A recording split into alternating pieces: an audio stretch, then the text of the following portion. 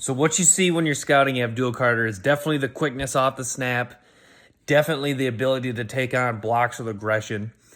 It's interesting, he does have the quickness to power, can really like his lateral movement is so elite that the quickness to power is effective. But my one concern is his speed to power when he takes a guy straight on is it's solid. It's arguably good, but that's my concern is the speed to power when he takes a guy head on. But he's so like he's a threat to get past offensive linemen because the quickness there's so the lateral quickness is so elite, and just the change of direction is so elite. I gave him elite grades for those. That's so elite that he can threaten offensive tackles, like he can threaten offensive linemen that way. Like you see a lot of the ghost. There's plays where he has like almost Von Miller kind of patented this like a ghost rush where he can fake inside just because he can threaten the offensive lineman so much with the quickness and change of direction to try to win inside that he doesn't even need, he can fake that way, doesn't even need to touch him and then go around him. But Abdul Carter, yeah, the speed to power, because other guys have talked about this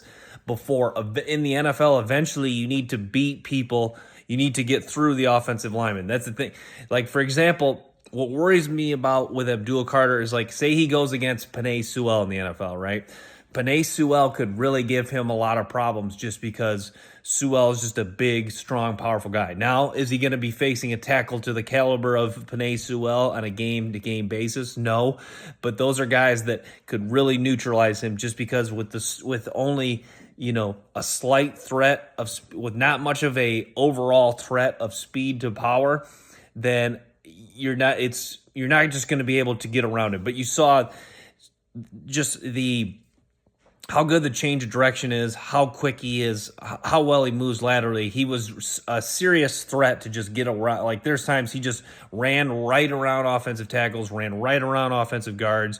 You saw him just work, like get past blockers as if almost if like they were like standing still, like they were frozen, like doing like they were doing like what was that trend years ago, like the statue thing. So yeah, Abdul Carter, yeah, good tackler, and the way he closes on ball carriers is insane. Like when he sees a ball carrier coming, he can just close on them so fast. I think there's several times, like in the Illinois game, he closed on a ball carrier, he closed on a quarterback way faster than people thought. So really good tackler. Closes quickly on ball carriers. I worry about his speed to power when he's taking a guy head on. That's one thing I do like. I guess if you're comparing him to other guys in this draft, when you compare him to James Pierce, when you see the speed to power, when he takes a guy, when he goes speed to power, takes the guy straight on, like squared up. You see him driving back with Abdul Carter. He can't necessarily do that. He really has to. It's a combination of several things: the quickness, lateral movement, the change of direction. He has to combine several things to make his speed to power effective, that's why I give his speed to power, if you like giving it a grade, I gave it like a solid to good grade, somewhere in that range. So, he can do it, but it just, without a very good to elite threat of speed to power, it's very hard. Like I saw a clickbait video. I say clickbait's not always bad. I saw a video on YouTube. This guy saying there's one issue in Abdul Carter's game. Now, I never watched the video, but I assume that's it. Because I've heard Greg Cosell, who I listened to. I don't want to give a ton of guys credit here, but because I feel like I do have a good feel in my own evaluation for Abdul Carter. But Greg Cosell talked about that. Yes, Abdul Carter does. His speed to pop, eventually you got to get through guys. And I don't think he was super impressed with his speed to power when he takes a guy head on squared up. But yeah, Abdul Carter, there's so many things to like. Quickness off the snap, a guy that just got better throughout his career at Penn State, had a good career at Penn State, was so dominant, definitely a factor this year, made his team better.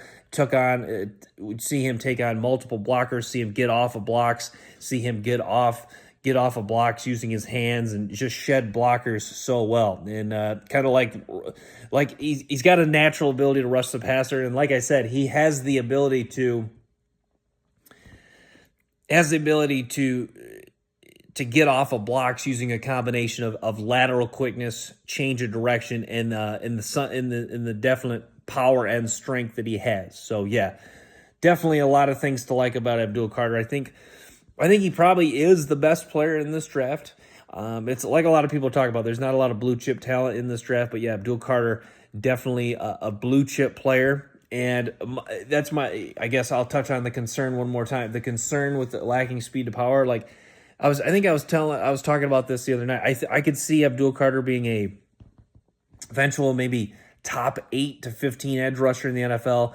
But I think with the lacking speed to power overall, I think that's what's going to hold him back from being like a top 5, top 6 edge rusher. But I think he could definitely be a top 10 to 15, maybe top 8 to 15 when you see Pro Football Focus is great when they grade and rank guys based on their their PFF grades, their production, and just overall kind of how they performed just based on watching them. I think when it's all said and done this year, like if you fast forward 3 years from now, I think Pro Football Focus and I think most people who rank guys by position in the NFL, I think will most probably can be considering him as a top 8 to 15 guy, somewhere in that range, 10 to 15 guy. Maybe a guy, if he plays 10, 15 years, maybe you're talking about a couple Pro Bowls, maybe a guy who's a guy that's never over 14, 15 sacks, but he has some years where he's 10, 11, 12 sacks type of guy. So yeah, that's kind of my assessment of Abdul Carter.